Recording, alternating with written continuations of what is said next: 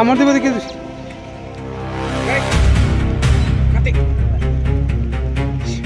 সেমাই দাও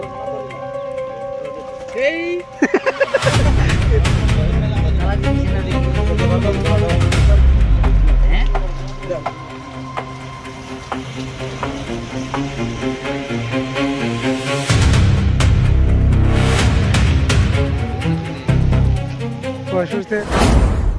নমস্কার, আমার নাম জয়দেবনাথ।